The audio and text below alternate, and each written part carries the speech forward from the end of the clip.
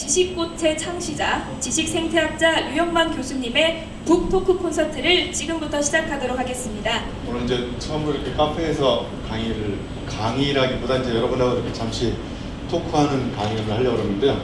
주로 이제 한 500~600명 모아놓고 일방적으로 제가 이야기하다가 오늘은 또 어떻게 할까 하다가 별다른 생각이 없어서 또 오늘도 좀 약간 일방적으로 얘기를 하는데, 그래서 이제 오늘 제가 말씀드리는 사전은 그런 사전이 아니고 생각 사전이기 때문에 생각에 관해서 논리적으로 정의한 사전이 아니라 생각을 어떻게 하면 다르게 할 수 있을지에 대해서 생각해보는 사전이에요. 그러니까 이전과 다르게 생각하기 위한 사전, 그러니까 생각에 관한 사전이 아니라 그런 이제 사전의 의미를 다르게 한번 해보시면 좋을 것 같아요. 그래서 사전 그러면 이제 고정관념이 여러 가지 있을 수 있잖아요.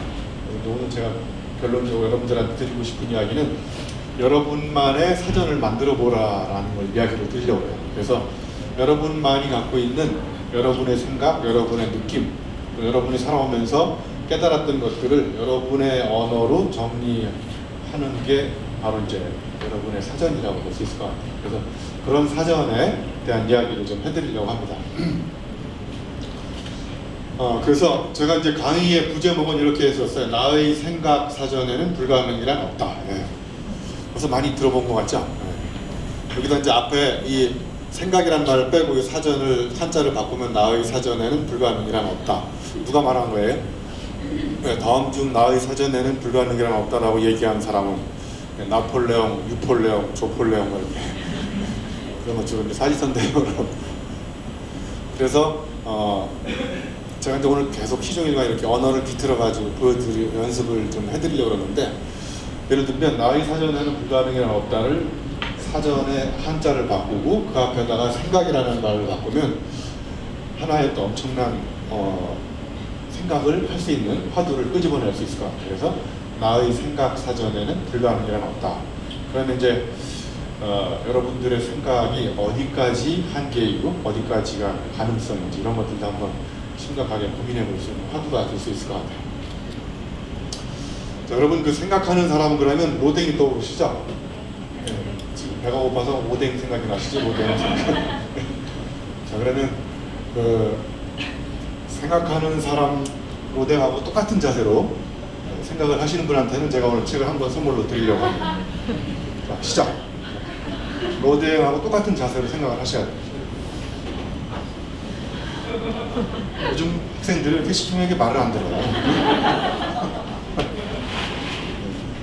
아니, 로댕이 책상 위에다 이렇게 손을 얹어놓은 거 봤어요?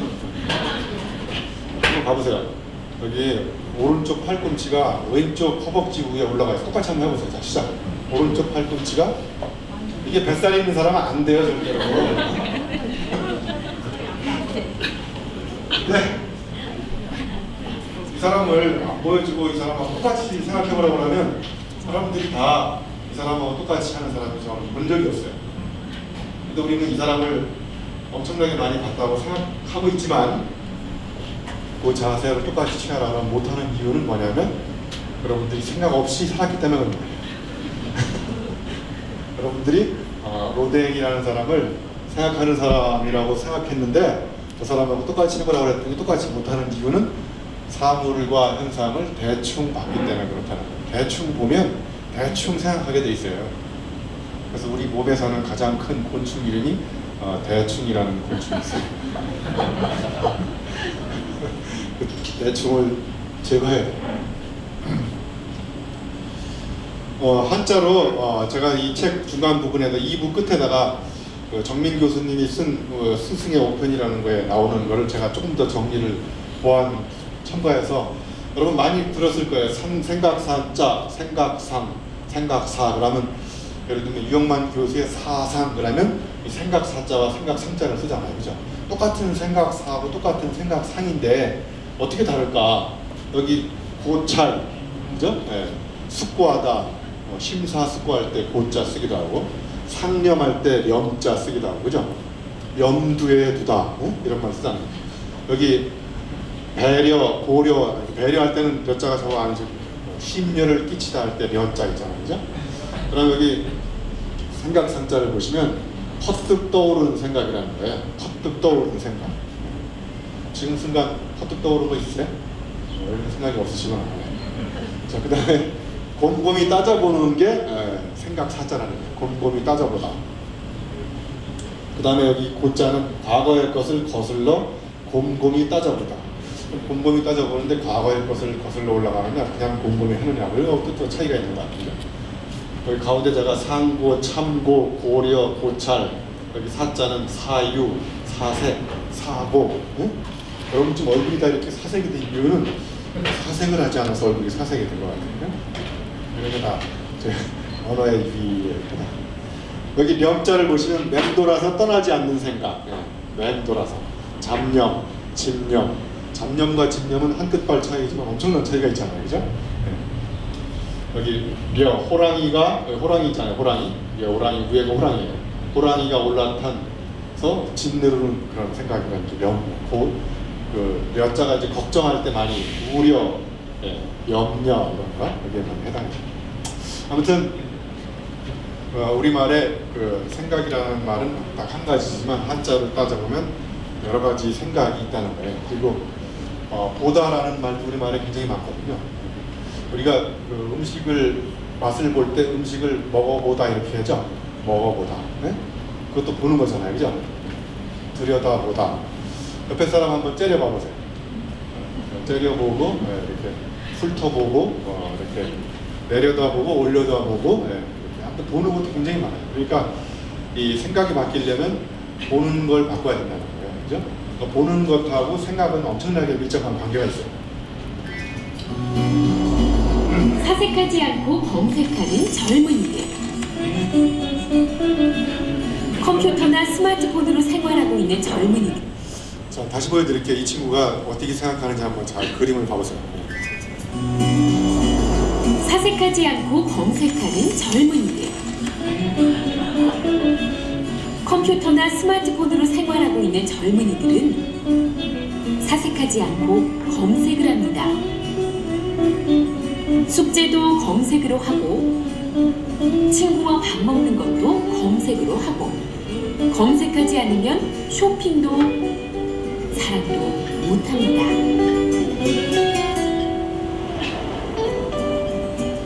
저녁 노을을 보는 감동, 새가 날아가는 경이로움, 마른 가지에서 꽃이 피는 기적을 검색해보세요. 이거 이제 제가 동영상을 만들어가지고 SBC라고 삼성 사내방송에 방영됐던 건데요. 아까가 전문의가 다리를 떨면서 이렇게 검색을 했죠. 그래서 이제 오늘 주제가 생각인데 현대인들이 자꾸 이제 생각을 못하는 가장 큰 생각을 방해하는 이유 중에 하나가 여러분 지금 손에 들고 있는 스마트폰 때문에 그런 거예요. 그래서 여기 보시면 경박한 정보의 귀하급수적 증가해서 정보 검색 기술과 엔진은 엄청나게 발전하고 있지만 깊은 깨달음을 주는 지식의 현격한 감소. 그래서 이제 정보의 기하급수적 증가와 반역상관 관계로 지식은 기하 감소적으로 엄청나게 이렇게 또 줄어들고 있죠. 그죠? 만약에 이 간격이 계속 넓어진다고 하면 인류의 멸망은 순식간에 올 것이다. 네? 저는 그렇게 생각합니다. 자, 제가 오늘 제 생각 사전에 관한 이야기를 드리기 전에 이 친구가 쓴 책이 있어요. 통상관념 사전이라고요. 여기 제가 언어의 유의를 써놨어요. 사전, 죽기 전에 꼭 봐야 될 사전에 관한 다른 사고. 네? 어떤 사전인지 잠깐 보여드릴게요.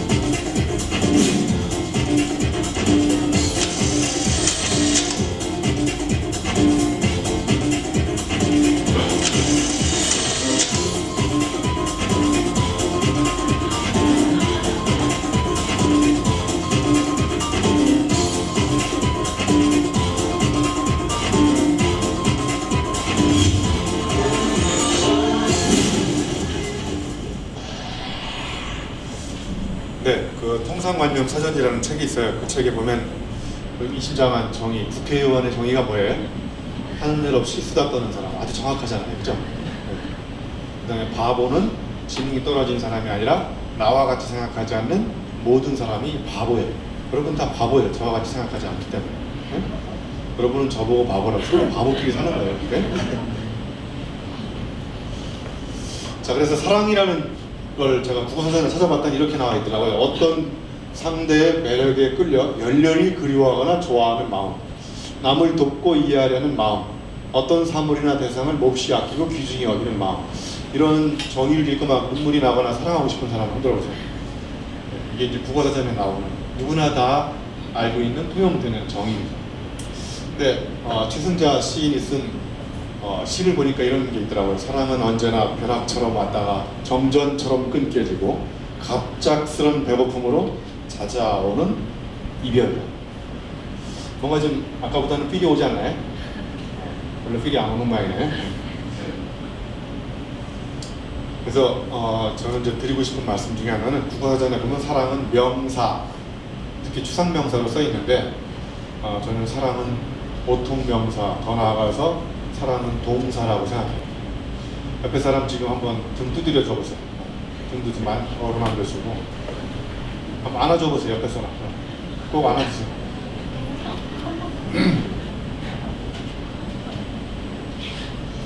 네, 그 사랑이 왜 동사냐면 사랑이라는 것은 국어사전에 저렇게 정의되어 있는 추상명사가 아니라 우리 일상생활과 긴밀하게 연결돼서 작은 실천을 다른 사람의 아픔이나 슬픔이나 이런 것들을 어루만져주는 구체적인 행위를 저는 사랑이라고 생각해요. 그러니까 목마른 사람들한테 물 한 잔 떠주는 것도 저는 사랑이라고 생각하고 배고픈 사람한테 따뜻한 밥 한 끼 사주는 동작도 저는 그건 사랑이라고 생각해요. 그래서 저는 박사보다 더 높은 학위를 항상 밥사와 술사라고 생각합니다. 저 지금 배고프거든요. 그래서 끝나고 우리 김 대표님도 밥 사주는 사람 치고 정말 좋은 밥 사주는데 기분 나쁜 사람인데 한번 들어보세요. 옆에 사람 한번 쳐다보세요. 밥맛이 있게 생겼는지. 그다음에 저는 또 술 사주는 사람 정말 좋아해요. 밥과 술 사주는 사람. 그래서 다른 사람들이 어떤 고민이 있을 때 서로 이야기하고 싶을 때 밥 한 끼 사주고 술 한 잔 나눠 먹는 것, 이게 저는 사랑이라고 생각해요. 뭐 엄청난 거창한 것 이런 게 저는 사랑이고 또는 행복이 아니라고 생각합니다.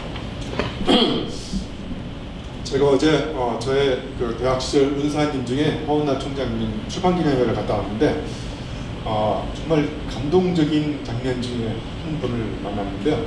여러분 잘 아시는 인천 송영길 시장님이 또 우리 허은하 총장님하고 인연이 있어서 축사를 이 알 수 없어요 한용운의 아내 시를 낭송하면서 이렇게 마지막에 제가 노란 글씨로 써 있는 걸 이렇게 고슬프게 강조를 하는데 저는 너무나 감동적이더라고요.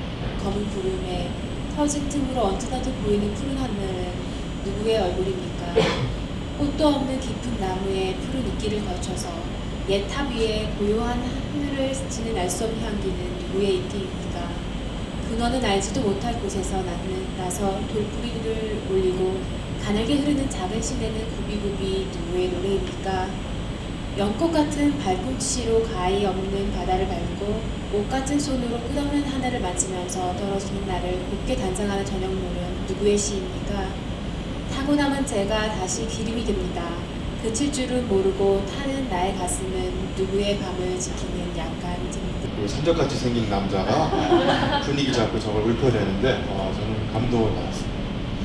제가 노란 글씨로 써 있는 부분이 바로 제가 생각하는 사랑의 의미가 담겨 있지 않을까 이런 생각을 해봤습니다.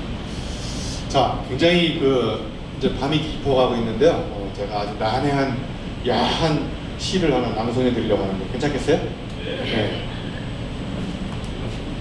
이 문정희 시인의 응이라는 시인데요. 한번 잘 보세요.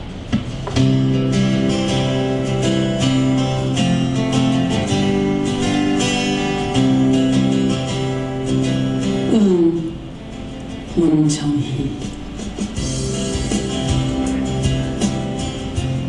햇살에 가득한 대낮 지금 나하고 하고 싶어? 네가 물었을 때 꽃처럼 피어난 나의 문자.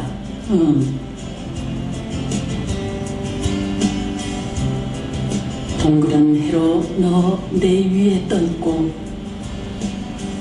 동그란 달로 나 내 아래 떠있는 이 눈부신 언어의 체위.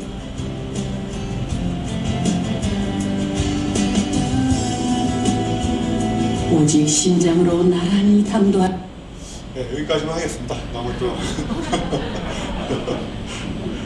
자, 그런데 이 응이라는 한자 우리말을 보고 어떻게 저렇게 놀라운 생각을 할 수 있었을까? 시인만이 해낼 수 있는 시적 상상력이라고 저는 생각합니다. 그래서 저는 꼭 마지막에 해보고 싶은 게 시인인데요. 쉽지 않더라고요. 그래서 제가 이런 시를 썼어요. 용접하다가 철판 함부로 만지지 마라. 너는 철판에게 한 번이라도 뜨거운 사람이었느냐. 그래서 많이 들어본 시 같죠? 어차피 시인은 되기가 어려우니까 남의 시를 들어다가 살짝 밑으로 가서 내 걸로 만들면 내 시가 번지는 거죠. 그래서 시인은 절대 할 수 없을 것 같고, 그래서 저는 삼행시 전문 시인으로 등단하는 거예요. 그래서 시를 쓰는 사람은 많은데 삼행시만 전문적으로 쓰는 시인이 없다는 걸 알게 돼서 제가 그 틈새 시장을 공략하려고.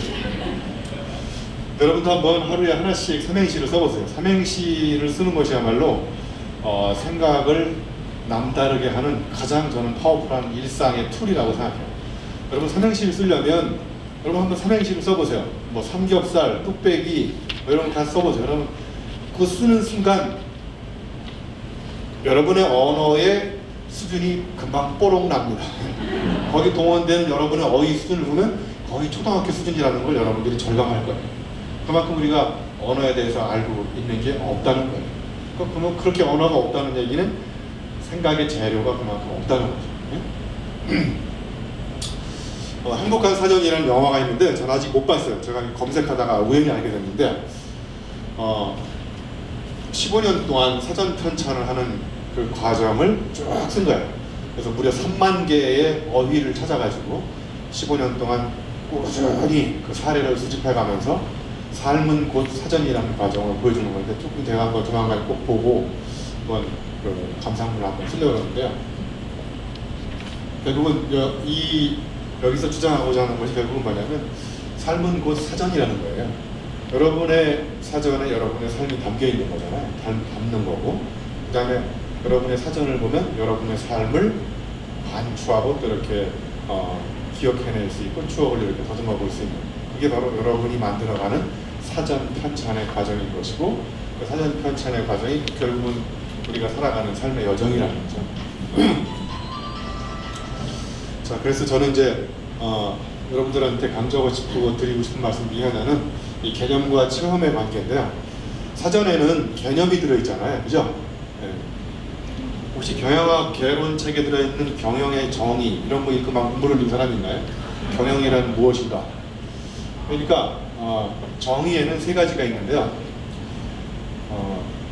교과서적인 정의, 책에 나와 있는 정의는 인간을 감동시킬 수 없어요. 주로 what is에 대한 거예요.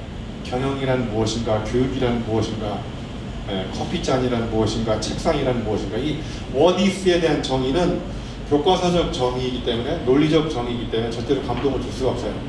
앞으로 여러분들이 생각해서 조금 더 신경을 써야 될 정의 두 가지가 있는데, 하나는 what could be입니다. could be. could be는 이럴 수도 있다. 네? 가능성의 문을 열어놓고 무한히 여러분의 생각을 끊임없이 해보는 거예요. 그러니까 예를 들면 책상에 대한 정의를 내릴 때 책상이란 무엇이다 이렇게 하면 의미가 없어요. 책상은 무엇일 수도 있다 라고 하는 문을 계속 열어놓는 거죠. 세 번째는 what should be예요. should be. 이 적어도 내가 생각하는 책상은 이러해야만 된다. 그걸 이제 전문적인 용어로 당위론적 정의라고 해요. 당위. 그러니까 책상에는 반드시 이런 조건이 포함되어야 된다라고 생각하는 거죠. 그래서 그 두 가지에 대해서 끊임없이 연습을 해야만 내가 세상을 다르게 볼 수 있다는 거예요. 근데 이제 중요한 거는 세상에는 딱 두 가지 이렇게 부류의 사람으로 나눌 수 있는데, 한 사람은 체험이 없는데요, 개념이 굉장히 풍부한 사람이에요. 책을 엄청나게 읽어가지고요, 책을 한 3만 권씩 읽어가지고 뭐 얘기하면 개념에 대해서 술술 얘기해요. 근데 이 친구가 책상에 앉아가지고 계속 책만 읽어가지고 세상에 뭐 체험해본 게 없어요. 여러분 그 월터의 상상은 현실이 되다 영화 본 사람 하도록 하세요. 영화도 좀 보시고 그래서 언제 설날도 며칠 안 남은 사람들이 월터의 비포와 애프터를 좀 이따가 내가 하고 나올 건데 보여드릴 텐데, 근데 결론적으로 월터는 처음에는 체험이 아무것도 없었어요. 해본 것도 없고 가본 것도 없고, 그래서 그 여자들 꼬시는 사이트에다 올려놔도 여자들이 안 오잖아요. 남자가 뭐 볼 게 없잖아요. 체험이 없고 그러니까. 그죠? 근데 이 친구가 뭐 히말라야도 갔다 오고 뭐 어디 보트 타고 비행기 타고 아무튼 애프터 월터는 어마어마한 체험을 갖게 됐어요. 그래서 그 사이트에 올려놨더니 여자들이 벌떼같이 달려들어요. 이미 그때는 관심이 없어진 거예요, 여자애들. 그러니까 개념과 체험에서 개념은 있는데 체험이 없거나 체험은 엄청나게 많은데 자기가 체험한 것을 표현할 수 있는 개념이 없거나 이 두 가지가 다 문제가 된다는 거예요. 그러니까 진정한 의미의 현실로 변화시키는 창의적인 생각은 저 두 가지가 만나는 교차 지점에서 창조의 꽃이 피다는 거예요. 네? 그러니까 여러분은 책도 읽으면서 체험도 하고 체험도 하면서 책도 읽고 세계 일주를 갔다 왔는데 예를 들면 개념이 없어서 세계 일주한 체험을 표현할 예를 들면 제가 이번에 히말라야 안나푸르나에 올라갔다 왔거든요. 안나푸르나에 가본 사람 있어요? 좀 갔다 오세요. 생각도 며칠 안 나요.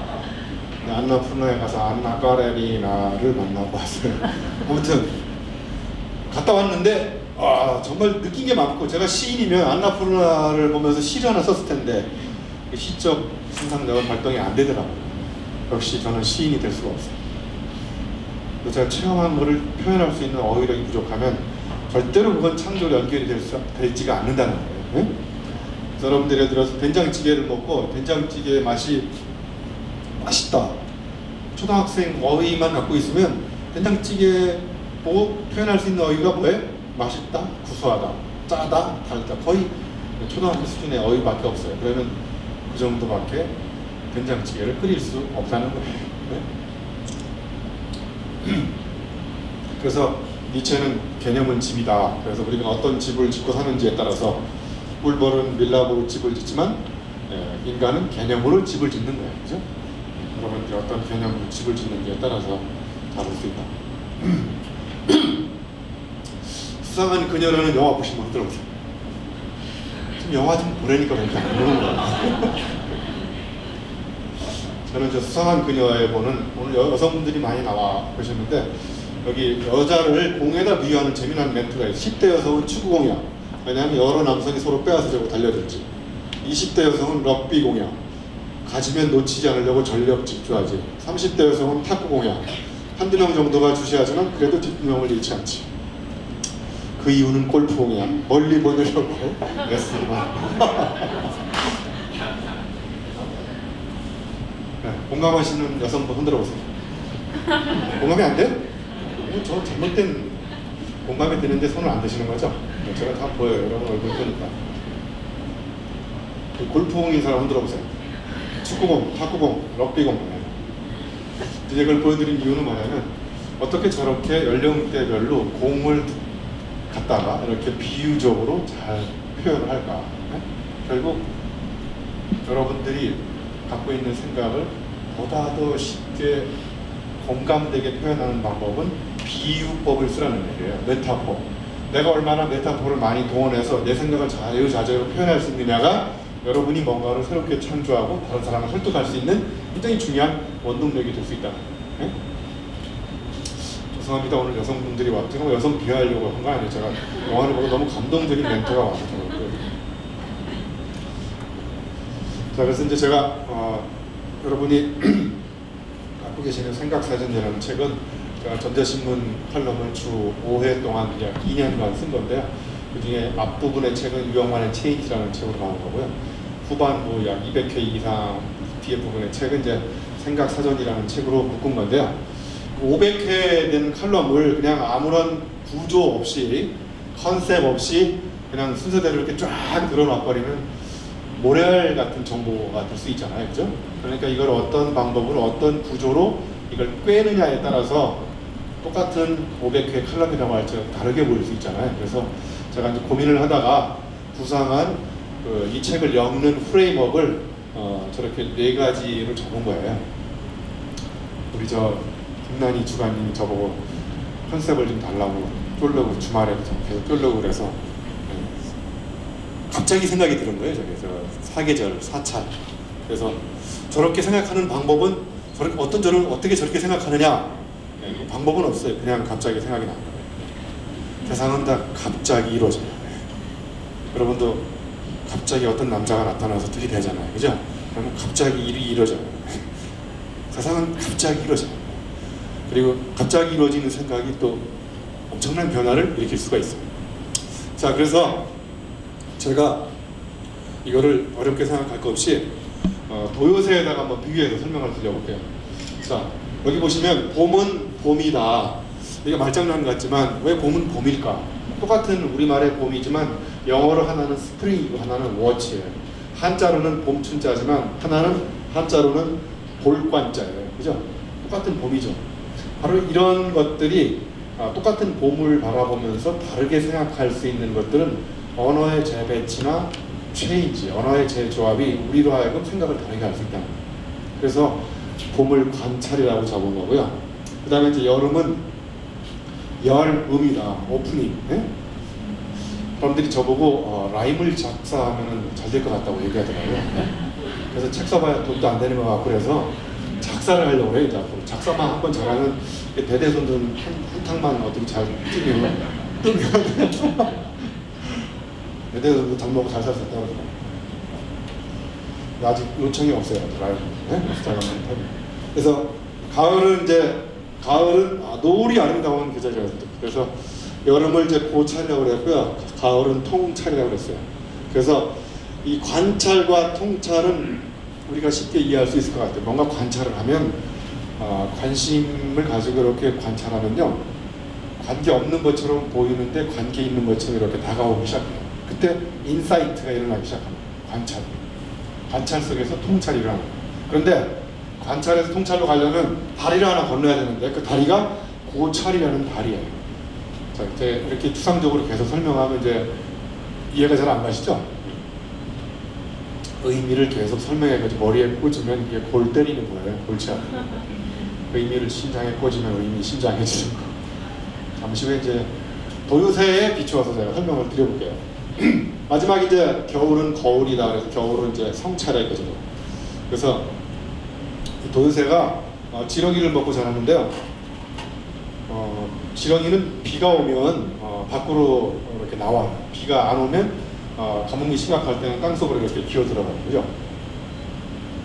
혹시 지렁이가 비가 오면 왜 밖으로 나오는지 아시는 분요? 책에 나왔어요? 책 읽어보셨습니까? 안 읽어보신 분은 모르시죠? 책도 좀 읽고 그러세요. 네? 그래서 지렁이는 비가 이렇게 두드리면 그 땅의 움직임, 진동을 피부로 감지한대요. 그래서 비가 오면 나오는 거죠. 그래서 평소에 도요새가 지렁이의 움직임을 유심히 관찰한 거죠.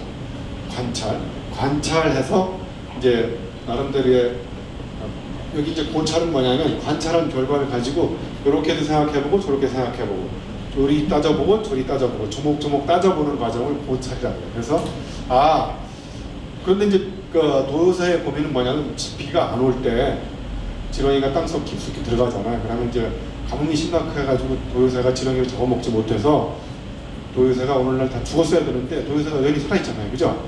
그러니까 이제 도요새가 평소에 지렁이를 관찰한 다음에 비가 오는 거를 알고 나올 때 어떻게 나오는지를 관찰하는 거죠. 그래서 가만히 고찰해 보니까 이놈이 피부의 진동을 감지하고 나오는구나.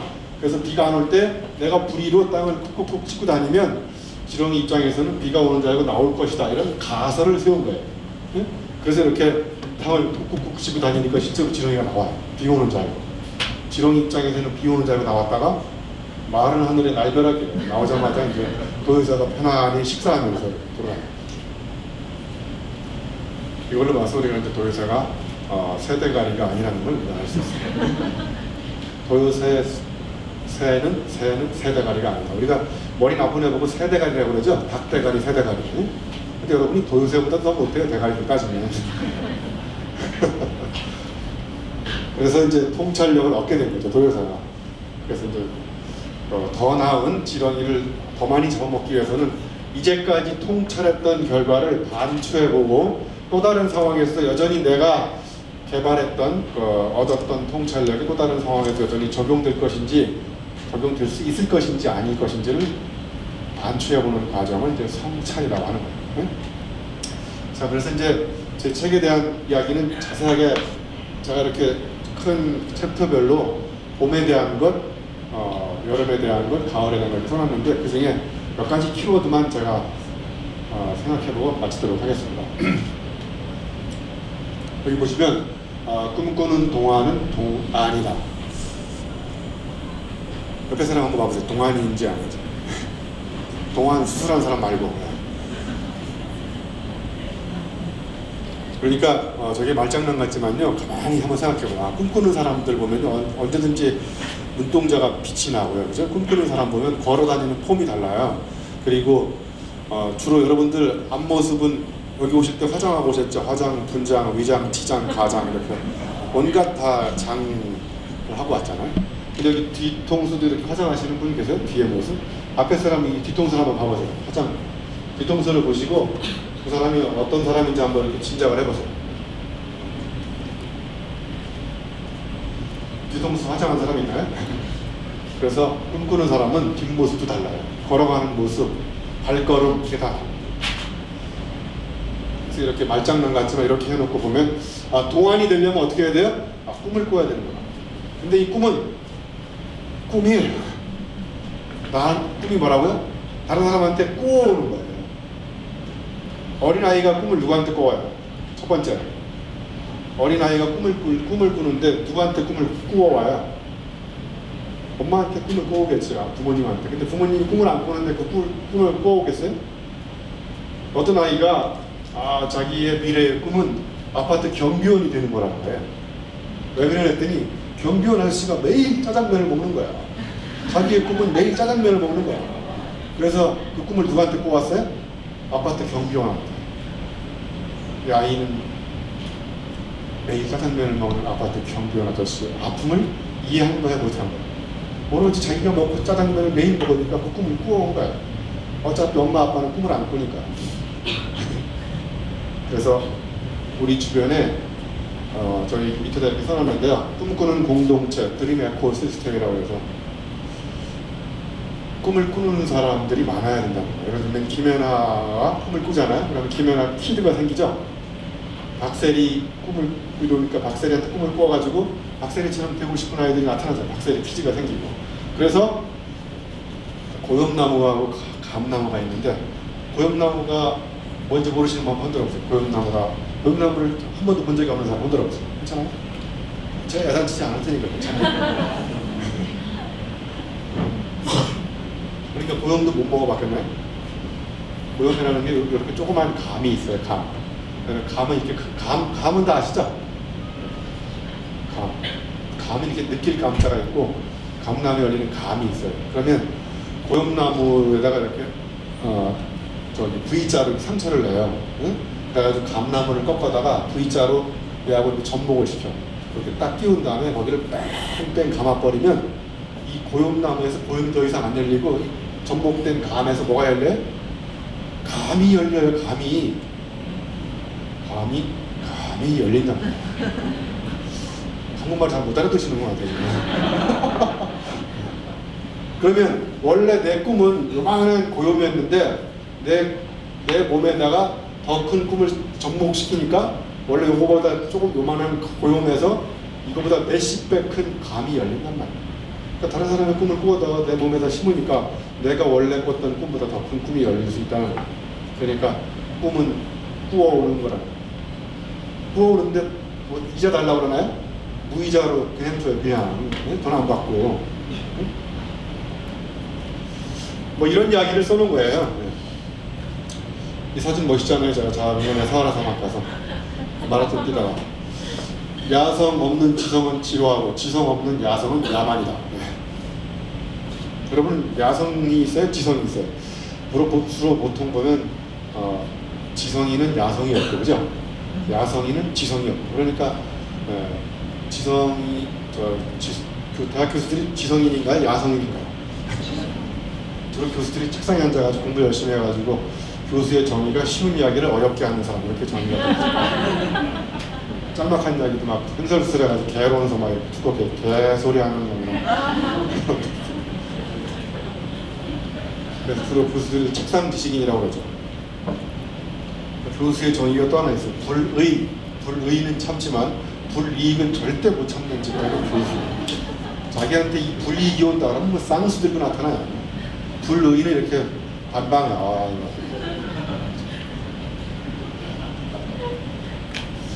저도 교수지만 굉장히 동감하는 대학 교수의 80%는 무조건 반대. 그러니까 이유화를 막론하고 무조건 반대. 이게 100명 중에 80명은 이유가 없어요. 무조건 반대.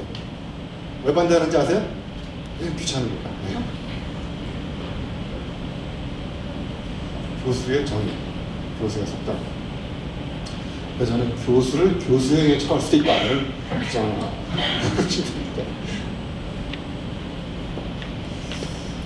자, 그 다음에 뭐 이런 말이 있어요. 재미와 의미. 재미없는 의미는 견딜 수 없는 지루함이고 의미 없는 재미는 참을 수 없는 가벼움이다. 지금 재미있나요?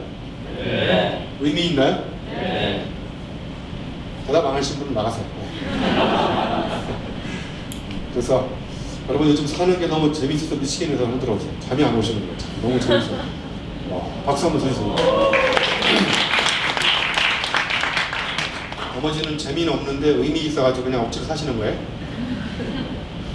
두 가지 중에 어느 하나가 빠지면 인생은 행복하지가 않아요. 혹시 개그 콘서트 보고 의미가 심장해가지고 막 일주일 동안 감동력이 남아있는 사람들 개콘 보고 없죠?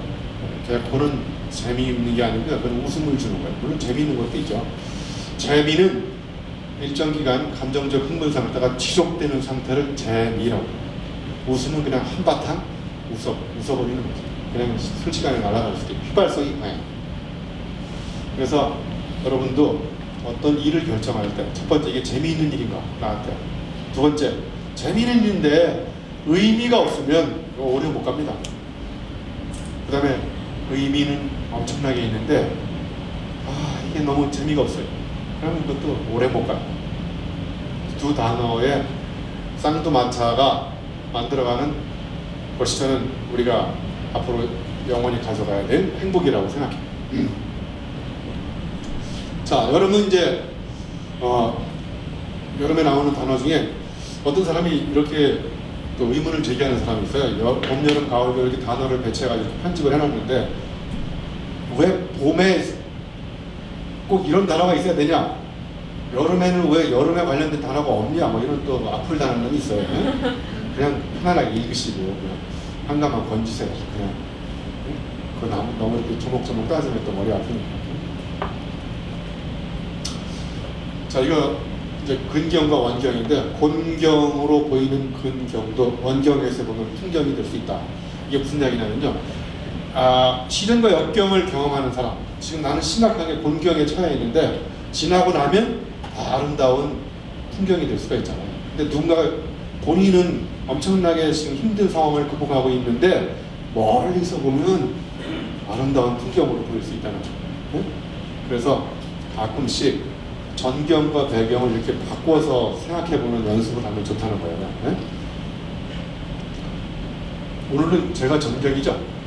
여러분이 배경이고, 제가 장미꽃이고 여러분은 안개꽃이고, 그죠? 아니에요? 아닌가 보구나.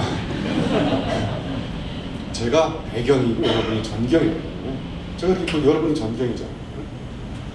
그래서 전경으로 늘 봤던 것들을 이렇게 배경으로 빼보세요. 그리고 관심 없게 봤던 배경에 있는 걸 이렇게 끄집어내보고. 그러니까 안개꽃하고 장미꽃을 살 때 안개꽃을 많이 사요? 장미꽃을 많이 사요? 가끔 그걸 거꾸로 생각해보세요. 장미꽃을 배경으로 쫙 깔고 안개꽃 하나를 하얀 걸 가운데서 딱 꽂아보세요. 너무 멋있잖아요. 선물을 할 때 이렇게 거꾸로 하란 말이에요. 왜 늘 안개는 기분 나쁘잖아요. 걔는 맨 나는 왜 배경에만 깔리냐 이거예요. 나도 지금 전경에 살고 싶다는 거예요. 저기 저 캘리포니아에 가면 누드 비치가 있어. 거기 가보신 분 누드 비치 안 가봤어요? 가봤는데 안 가봤다고 지금 손 안 드시는 거죠? 거기 가면 그 정말 멋있는 여인들이 많아요. 다 누드예요. 근데 저는 거기 가서 누드를 배경으로 이렇게 깔아요. 저 뒤에 있는 쪽빛 바다를 이렇게 겉으로 와서 전경으로 이렇게 바라보면 바다가 너무 아름다워.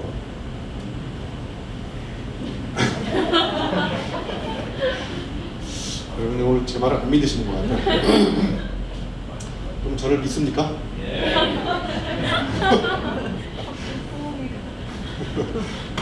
저는 여러분을 안 믿어요. 어떻게 믿으세요? 여러분 알지도 못하는데 그죠? 믿는 사람 저 뒤에 몇 분 계세요.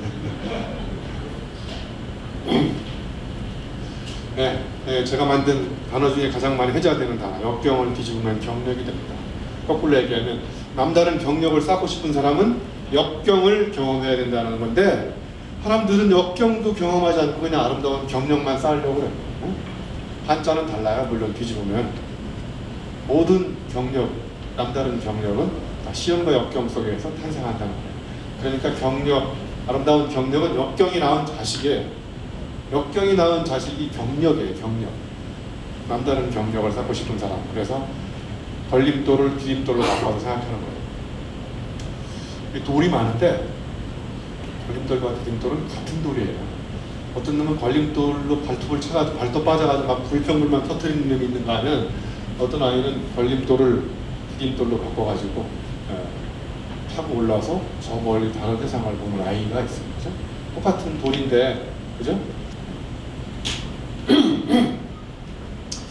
이거 지나가다가 깨달은 건데요. 여러 가지지만 마찬가지다. 이렇게 시간이 넘어가서 나뭇가지 이렇게 봤더니 나뭇가지를 쭉 보니까 나뭇가지가 줄기에서 나온 아이더라고요. 줄기를 가만히 가보니까 뿌리에서 나온 아이들. 그러니까 여러 가지지만 가만히 생각해 보니까 다 마찬가지라는 거예요. 우리가 살아가는 데 있어서 발생하는 문제들을 가만히 분석해 보면 수없이 여러 가지 문제가 되지만 가만히 이렇게 파고 들어가 보면 마찬가지예요. 여러분 지금 다 각자 여러 군데서 온 것 같지만 다 마찬가지 사람들이에요. 제 강의 들어온 거 아닙니다. 그죠? 마찬가지. 말장난 같지만 우리가 살아가는 데 있어서 여러 가지 일을 하면서 여러 가지 속에서 마찬가지 한 가지가 뭘까 찾아보는 거. 그게 소중한 우리 삶에 또 탐구해야 될 화두라고 생각합니다. 딴 짓을 해야 딴 생각을 할 수 있다 이런 말을 써놨는데 우리가 이제 흔히 이런 말을 하죠. 생각을 바꿔야 행동이 바뀐다고 그러죠. 생각을 바꿔야 행동을 바꿀 수 있다. 그죠? 근데 여러분 생각을 바꾸기가 쉽습니까? 쉽지 않죠? 자, 여러분 손바닥 한번 내밀어 보세요. 손바닥. 자, 손바닥에다가 오른쪽 손가락으로 이렇게 오른쪽으로 원을 그려보세요. 오른쪽으로. 왼손바닥에다가 오른쪽 손가락으로. 자, 들어가요? 네. 안 들어가는 사람 병원에 가셔야 돼요. 자, 그 다음에 이제 오른쪽 다리도 들어가지고 오른쪽 다리도 오른쪽으로 돌리세요. 손가락도 오른쪽. 잘 돌아가죠? 네. 안 돌아가면 이게 신장에 이상이 있는 거죠. 뻥이에요, 제가 얘기하는.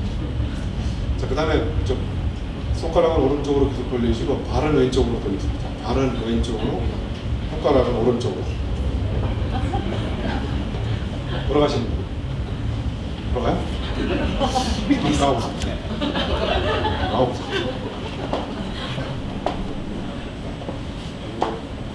자기소개. 안녕하세요. 회사 다니는 김혜경입니다. 왼손가락 펴고 오른쪽 손가락을 오른쪽 돌리시고 오른쪽 다리를 왼쪽으로. 돌아가네요. 앉으세요. 이게 안 돌아가야 정상인데. 아니 제가 여러 번 강의하는데 실험을 해보니까 한 10,000명 중에 1명꼴로 돌아가더라고요. 이게 왜 안 돌아가야 정상인데요. 이게 인간의 신체가 좌뇌는 신체 오른쪽을 통제하게 되어 있고요. 우뇌는 신체 왼쪽을 통제하게 되어 있어요. 그래서 이게 안 돌아가는데 자, 다시 한번 해보세요. 왼손 바닥에다 오른쪽 손가락으로 오른쪽으로 돌리시고 이번에는 이제 왼쪽 다리, 오른쪽 다리가 아니고 왼쪽 다리를 들어서 왼쪽으로 돌리세요. 아, 손가락 오른쪽. 돌아가요? 이게 안 돌아가면 큰일 나요. 이건 돌아가야 돼요. 왼쪽 다리는 돌아가는데 오른쪽 다리는 안 돌아가는 거예요. 신기하죠? 자, 이거 왜 시킨 거냐면 딴 짓을 해야 딴 생각을 할 수 있다. 딴 짓이 뭐예요?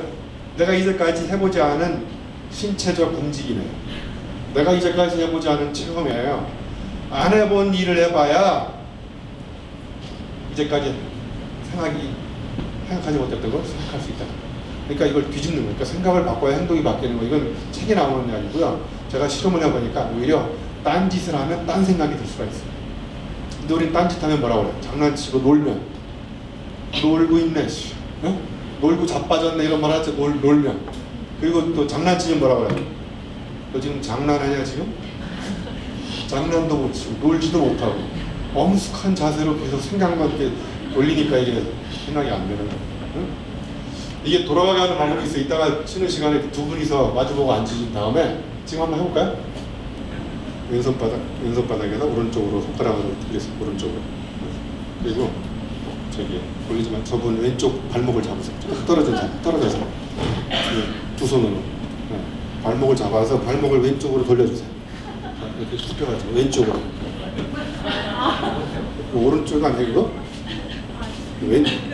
왼쪽으로. 그 신경 쓰지 말고 더 오른쪽으로 돌리세요. 계속. 이걸 계속 연습하면 돌아가요. 그러니까 안 해본 일을 해봐야 이 신체의 근육, 안 쓰던 근육을 쓰면 뇌세포에 입력되는 내 신체적 자극이 바뀌어가지고 뇌세포가 그때부터 꿈틀거리기 시작하는 거예요. 네? 자, 가을 한우물 파면서 한눈 팔아야 눈이 멀지 않는다. 우리가 이제 속담에 한우물을 팔아 이런 지상 명령이 있잖아요. 한우물 파는 건 진리지만 한우물 파다가 가끔 한눈 팔아야 된다는 거예요. 한우물 파다가 자기가 판 우물에 매몰될 수도 있다. 네? 그렇다고 해서 한 우물 파지 말라는 얘기가 아니에요. 한 우물을 파서 우물 맛을 본 다음에 다른 우물로 접근해야 되는데 우물 맛도 못 보는 놈이 계속 찝짝거려 여기저기 되는 거예요. 그래가지고 전문적인 용어는 이제 물줄기를 발견할 때 이렇게 땅에다 이렇게 꼽는 걸 시추라고 그러거든요. 시추. 네? 석유도 이렇게 석유 광맥 찾듯이. 네. 그러다가 이렇게 시추하다가 이렇게 물줄기를 만나면 물줄기가 이렇게 폭발적으로 솟아오르잖아요. 그죠? 그래서 한 우물을 판 다음에는 자꾸 이제 한눈 팔고 딴 짓도 해보고 그러면 내가 모르는 우물 물줄기가 주변에 너무 많은 거예요. 그죠? 그러면 그런 물줄기를 옆으로만 조금만 파면 물줄기가 만나가지고 물이 팍팍팍 솟아올라서 범람. 그러니까 한 우물 파는 건 내 전공이라고 생각하면 다른 전공으로 조금만 들어가면 엄청난 지식의 접목을 할 수 있어서 지식의 범람으로 이렇게 막 엄청난 지식을 만들어낼 수도 있다는 거예요. 제가 니체는 나체다라는 책을 쓰고 이게 성공하는 여자와 성공하는 남자의 조건을 이렇게 쓴 적이 있어요. 여기 끔찍한 여자보다 깜찍한 여자, 발람 까진 여자보다 발랄한 여자, 이렇게 약간만 말을 바꿔도 어마어마한 차이가 있어요. 물론 저 니체는 나체다 책 쓰고 저 책이 나오자마자 19금 도서를 벌렸어요.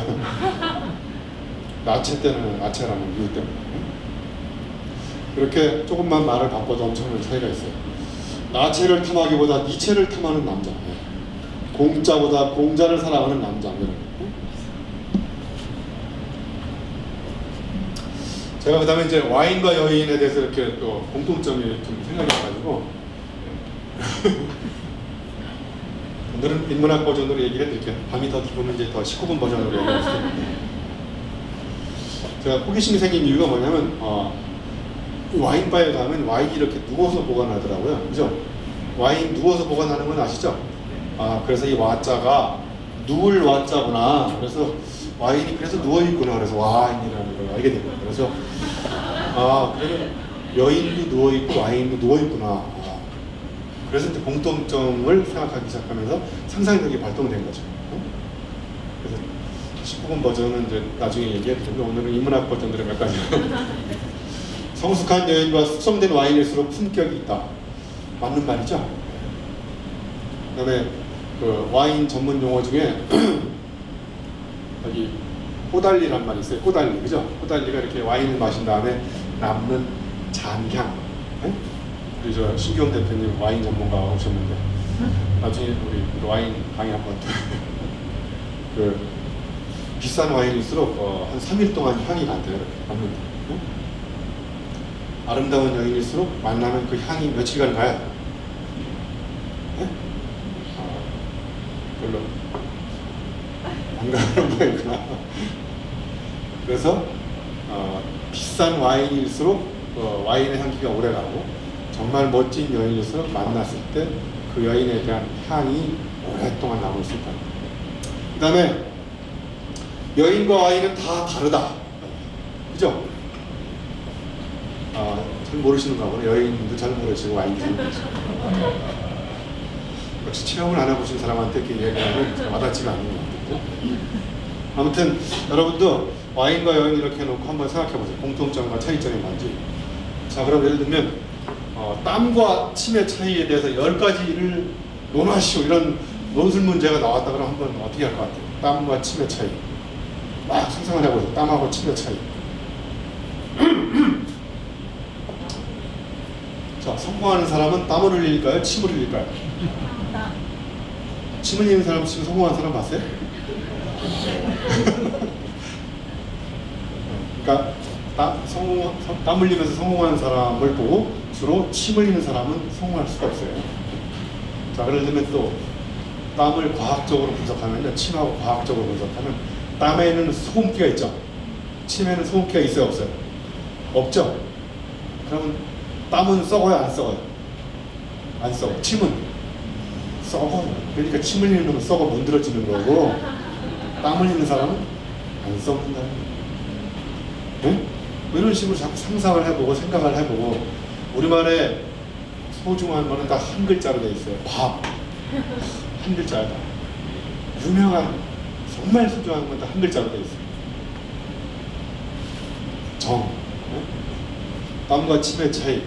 19금 버전은 또 땀은 교환이 불가능하지만 침은 교환이 가능하다. 이해가 잘 안 가시는 것 같습니다. 저는 이제 한자와 국어와 이제 영어를 이렇게 교차 상쇄시키면서 그렇게 생각을 해보는데요. 이 and와 and는 발음이 비슷하지만 엄청난 차이가 있어요. 하나는 끝이고 하나는 그리고예요. 네? 끄트머리라는 말 아시죠? 끄트머리가 뭐예요? 끄트머리는 끝에 있어요? 어디에 있어요? 끄트머리다. 이 책의 끄트머리 그러면 끄트머리는 어디에 있어요? 끝에 있죠? 그러면 끝이라고 그러지만 끄트머리라고 그러나요? 왜 뭐 알 길이 없는 거죠. 우리말이 그렇게 생겼으니까. 그러니까 끝에 머리가 있다 이런 말이죠. 그죠? 그러니까 끝에 시작, 머리는 시작이잖아요. 그러니까 끝이 뭐예요? 끝하고 시작이 같이 이렇게 어울려 있는 거예요. 응? 그러니까 우리말이 전부 다가 아니라 이렇게 모순되는 것처럼 보이는 양극단이 하나로 이렇게 끌어안아 있는 거 이런 게 많잖아요. 예를 들면 사과 서너 개 달라고 하면 사과 몇 개 줘요? 서너 개. 하지만 이 커피 서너 잔 주세요. 그러면 뭐 세 잔 주든 네 잔 주든 기분이 안 나쁘잖아요. 그죠? 근데 여러분이 미국 가가지고 커피 3 or 4 please. 맥도날드 넘버 3 or 넘버 4 please. 그러면 몇 번 줘요? 3번 줘요? 4번 줘요? 바로 물어보잖아요. 당신이 원하는 게 몇 번이냐고. 우리는 그런 게 아무런 불편 없이 쓰이지만 그 사람들은 엄청난 양자택일의 논리 속에서 살기 때문에 그런 거죠. 시원섭섭하다. 이거 시원한 거예요? 섭섭한 거예요? 영어로 표현해 볼 수 있는 시원하다, 섭섭하다. 이거는 아무도 표현할 수 없죠. 자, 겨울은 거울이다. 거울에 이렇게 비춰서 겉으로 드러나 있는 안면을 보는 것이 아니라 내면의 거울이에요. 내면을 비추어 보는 거예요. 응? 자, 관상이라는 영화 보신 분 들어보세요. 거의 본 게 없으시네요. 뭘 보고 사시는지 모르겠네요. 저는 관상을 보고 딱 김혜수라는 탤런트 나오죠. 김혜수하고 송강호가 나오는데 김혜수가 한 방 날려요. 송강호한테. 나는 너보다 관상은 못 보지만 나는 너보다 잘 보는 게 딱 하나 있다. 뭘 잘 본다는 거예요? 눈치는 잘 본다. 내가 너보다 눈치는 내가 더 잘 볼 수 있다. 그런데 이 영화의 결론은 뭐냐면 관상 보다가 망했어요. 눈치 본 애가 더 성공할 수 있어요. 그러니까 송강호는 진정한 의미에서 관상을 본 게 아니라 면상만 본 거예요. 면상에 담겨져 있는 그 사람의 일상과 세상과 살아오면서 엄청난 이런 것들까지 다 얼굴에, 여러분의 얼굴에는 여러분의 얼이 이렇게 굴로 파여서 생겨가지고 얼굴이잖아요, 그죠? 이 얼굴을 가지고 그 사람의 굴까지도 봐야 되는데 그냥 겉으로 보이는 것만 보다가 망한 거죠.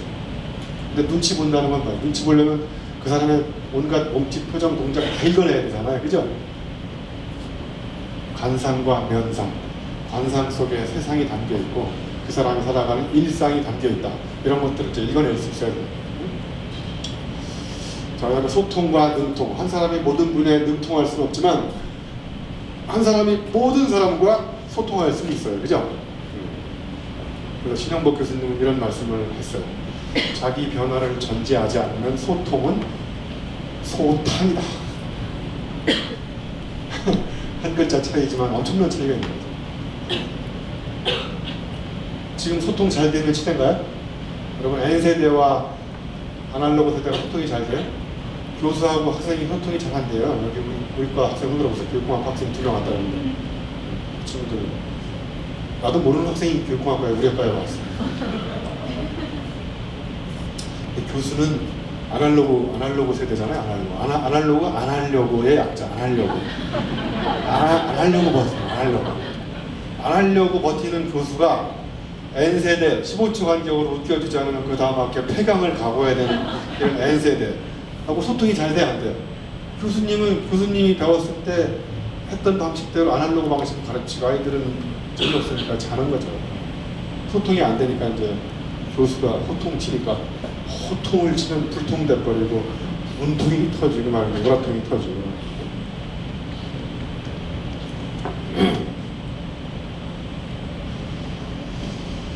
네, 여러분 사건과 사고의 차이점 아십니까? 사건, 사고, 더 심각한 건 사태. 자, 사건, 사고, 사태. 아롱사태가 아니고 사태. 사건과 교통사건이라고 그래요? 교통사고라고 그래요? 예? 크게 대답해야 괜찮아요. 안 때려요, 제가. 사고라고 그러잖아요. 근데 요즘에 교통사건을 일으키는 놈이 있어요. 보험료 타먹으려고. 그 무슨 이야기냐면 사고는 나의 의지와 관계없이 일어나는 거지만 사건은 내가 작심해서 의도적으로 일으키는 거예요. 그게 사건이에요. 보험료 타먹으려고 지나가다가 대들어가지고 살짝 들고 이제 사건 일으키는 사람이거든요. 그래서 우리의 삶은 사건과 사고의 시질과 날줄로 연결해서 된 거예요. 그렇죠? 내가 의도적으로 일으킨 사건도 있지만 내가 어찌할 수 없이 당한 사고도 있고 내가 통제할 수 없는 자연재해 때문에 일어나는 것도 있죠. 자, 그래서 이제 생각을 바꾸려면 이렇게 눈을 4가지로 갖고 다녀야 되는데 아까 제가 보는 거하고 생각하는 건 밀접한 관계가 있다고 그랬죠? 그래서 쉽게 예를 들면 이렇게 햄버거를 보면, 예? 햄버거를 보면 침이 나온다. 이건 눈이 붙어있기 때문에 그런 거예요. 예? 햄버거를 보면 침이 나오나요? 안 나오는 사람도 있겠죠. 패스트푸드시기 때문에. 그죠? 그 다음에 햄버거를 보면 이렇게 살이 찐다. 거기 영양분을 보고 이런 게 이제 뇌안이에요. 뇌안. 과학적으로 논리적으로 분석하는 이 2가지 눈은 누구나 다 갖고 있어요. 에브리바디. 네? 그러니까 여러분은 일단 육안이 없는 사람 있어요 여기? 저가 안 보이는 사람이 있나요? 다 보이죠? 그 다음에 유영만 교수의 신체는 얼마, 사이즈는 배둘레 뭐 이렇게 자꾸 이렇게 조목조목 따져보는 눈은 과학적인 뇌안. 그 다음에 이제 뭔가 생각이 남다른 사람들이 갖고 있는 2가지 눈이 있는데 그 눈이 바로 시만과 영안이에요. 시만은 햄버거를 딱 보면 소의 아픔이 연상된다. 이런 눈이 이제 무슨 눈이에요? 시인의 눈. 왜 햄버거를 보면 소의 아픔이 연상이 돼요? 소가 죽으면서 얼마나 눈물을 흘렸을까? 내가 햄버거를 먹으면서 이게 다 씹히지가 않아요. 소의 아픔이 생각이 나요. 그 다음에 이제 햄버거를 보면 지구온난화가 가속된다. 이런 것들이 생각되는 게 바로 영혼의 눈이라는 거죠.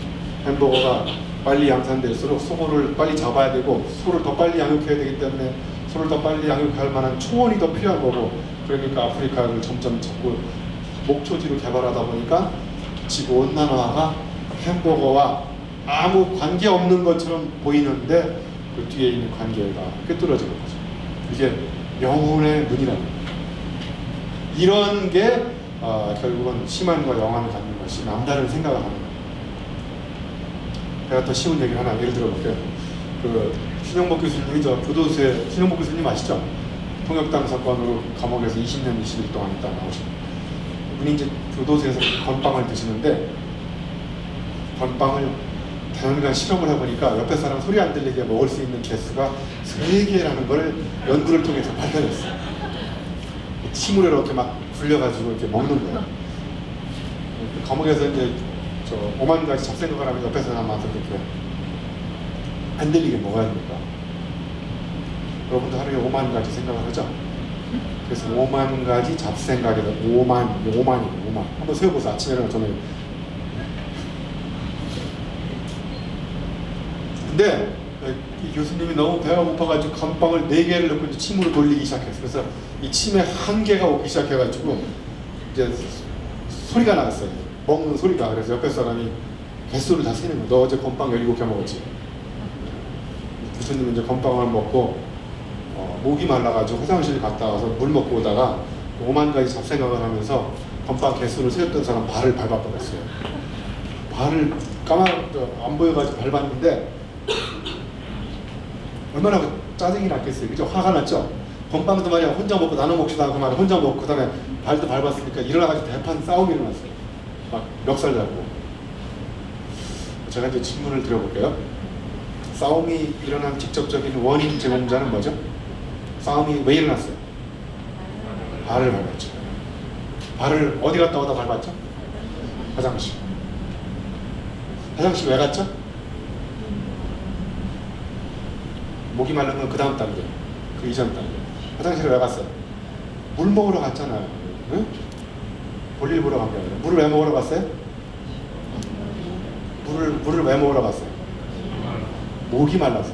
제가 질문할 때 한 단계 앞에만 대답을 하세요. 너무 저쪽에까지.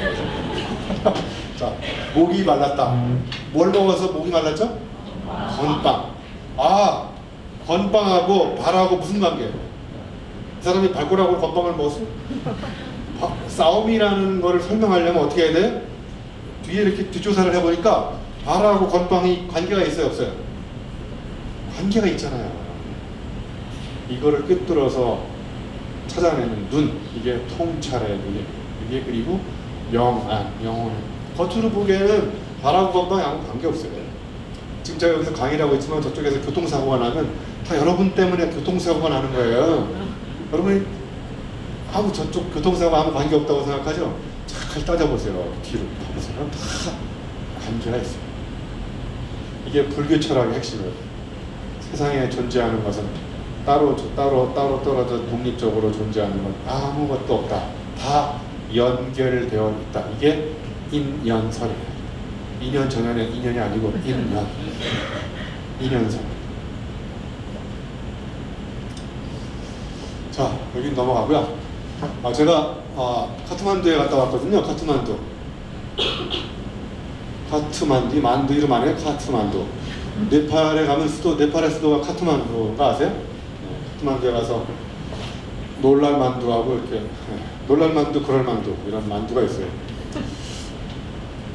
제가 이제 산에 올라갔다 온 얘기 잠깐 해볼게요.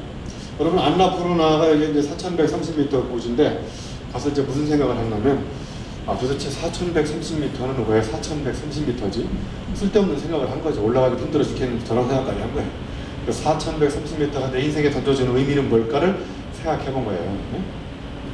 그리고 안나푸르나에 안나가 아직 푸르구나 이런 의미도 있고 그래서 이제 안나 까레리나가 연상이 됐어요. 안나푸르나에 가서 안나 까레리나 책 이 전집 다 읽어본 사람 흔들어 보세요. 영화 본 사람, 안나 까레리나 영화 본 사람. 영화도 안 보시고 책도 안 읽고 뭐 하는 거지 도대체? 자 그러면 여기도 못 가봤죠. 여기도 못 가보고 이 책도 안 읽고 안나 까레리나 영화도 안 보고 그러니 생각이 이 모양 이 꼴인 거죠. 마지막으로 이 여인이 누군지 아세요? 모르잖아요. 이반 크람스코에가 쓴 자, 낯선 여인의 초상이 이게 안나 까레니나를 그림이나요.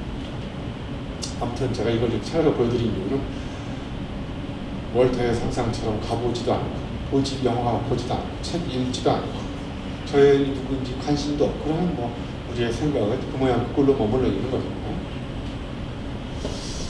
네팔 히말라야 갔더니 프리 와이파이 존이 있더라고요. 너무 반가웠어요. 근데 지대가 낮은 데만 있어요. 와이파이 존. 휴대폰 안 되는 줄 알았더니 저 거기까지 되더라고요. 참 불행한 일이에요. 휴대폰 거기 가서 하려고 그러거든.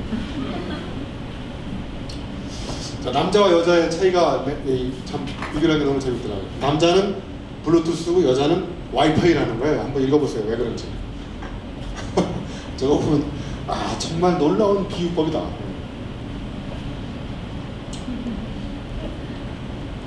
일단 검색해보세요. 근데 여기 보니까 와이프 존이 있어요. 와이프.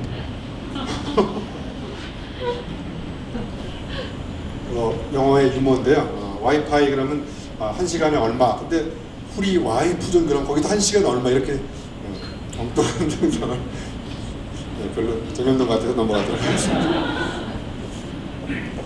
자, 여기 넘어가고요. 일터의 상상은 현실이 되다 해서 일터가 아니고 제가 월터의 상상은 현실이 된 걸 딱 보고 저걸 일터로 바꿔야 되겠다.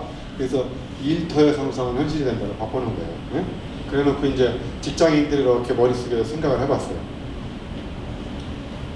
해본 곳 없음, 가본 곳 없음, 특별한 일 없음. 그러니 누가 와요? 누가 저 사람한테. 네? 자, 이 영화의 가장 명대사가 이거예요. 세상을 보고 무수한 장애물을 넘어 벽을 허물고 더 가까이 다가가 서로를 알아가고 느끼는 것, 그것이 바로 우리가 살아가는 인생의 목적이다. 라이프라고 하는 매거진의 회사 모토와 슬로건이기도 해요. 가만히 한번 읽어보세요. 여기서 저는 가장 감명 깊은 게 더 가까이 다가가 서로를 알아가고 느끼는 것. 그러니까 히말라야도 이렇게 멀리서 본 것하고 가서 이렇게 보니까 눈물이 나더라고요.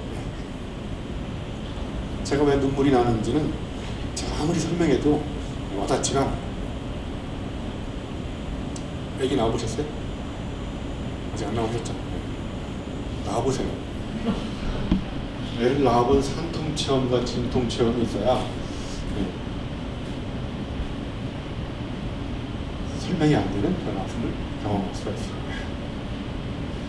저는 이제 미국에서 첫째 딸내미를 낳았는데 미국은 이렇게 아이가 딱 생기자마자 청도도까지 쫓아가야 돼요. 분만실까지 쫓아가서 같이 통증을 같이 고소하고 경험하고. 그래서 애 아빠가 되는 게 이렇게 힘들다는 걸 알게 됐어요. 그래서 둘째는 절대로 안 낳기로 했는데 둘째가 또 생겨가 낳았어요. 여자들의 정말 첫째 하나 낳았는데 죽어도 안 낳겠다고 했는데 또 낳잖아요. 그죠? 대단한 여자들이거든요. 제가 이제 안나푸르나에 가서 10가지를 느끼고 왔는데 이거 다 설명하려면 다음 책이 안 팔릴 것 같아서 몇 가지만. 여기 보는 것과 가보는 것은 천지 차이다. 한 글자 차이잖아요. 보는 것과 가보는 것. 보는 것과 가보는 것의 차이가 뭐예요? 여기는 가가 있고 여기는 가가 없잖아요. 가보라는 얘기예요. 가보면 느낌이 다르다. 정상이 가까워질수록 포기하고 싶은 욕구도 강렬해져요. 왜? 더 힘들고 어려우니까. 제가 13명, 저 포함해서 13명이 갔었는데요. 저는 주로 후발대에서 다 이렇게 같이 챙겨가면서 올라갔는데 제가 평생 동안 들은 신음소리를 다 합해도 이번 히말라야 가서 들은 신음소리가 더 많은 것 같아요. 다 사람들이 그 신음소리가 그렇게 강렬한지 저는 처음 들어봤어요. 너무나 한번 가보세요. 왜? 이 숨이요 4,130m까지 올라갈 때 되면 숨이 여기까지 차가지고요. 숨에 대해 아주 깊이 있게 성찰하고 왔어요. 숨과 목숨은 이렇게 소중한 것이구나. 그래도 숨이 넘어가지 않아요. 상황이 어려울수록 상황 판단도 어려워집니다. 이게 어디인가 하면 이제 우리가 가다가 눈이 너무 많이 와가지고 대책 회의가 열린 거예요. 우리가 계속 올라갈 것이냐 말 것이냐. 사람들이 이제 위기 상황에 빠지니까 다 우왕좌왕하기도 하고. 여러분 그 세클턴이라는 사람 아시죠? 700 며칠 동안 망망대해에서 살아남은 영국의 그 함대.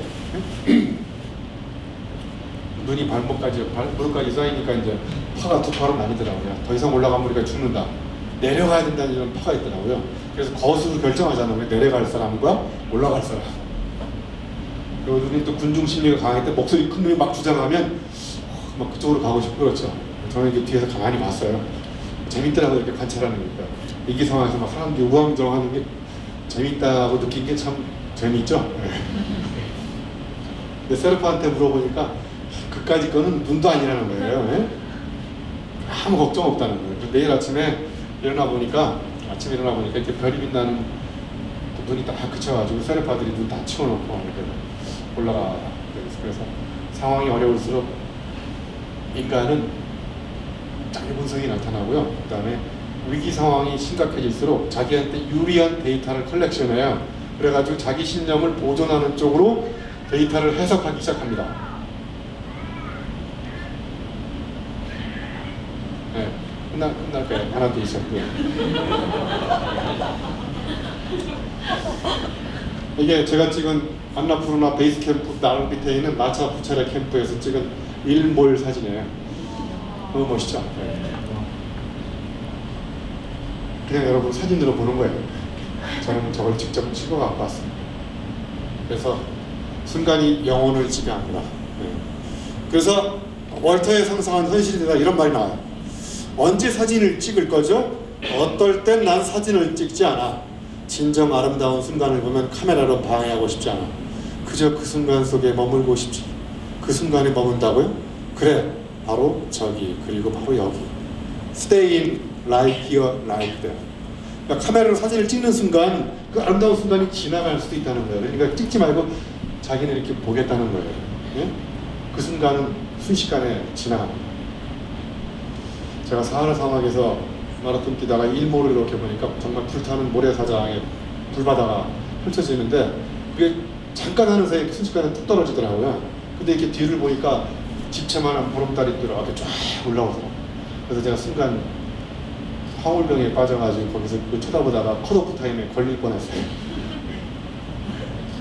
내가 여기 여행자로 온 것인가 마라톤 뛰러 온 것인가 잠시 착각하다가 한눈 팔다가 잘릴 뻔했는데 결국은 잘렸어요 나중에.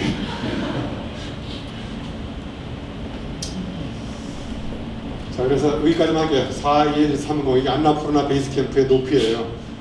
그래서 4가 나한테 던져주는 의미는 인의예지, 사덕, 측은지심, 수호지심, 사양지심, 시비지심, 사단칠정론의 사단을 지키면서 살아가는 게 아니구나.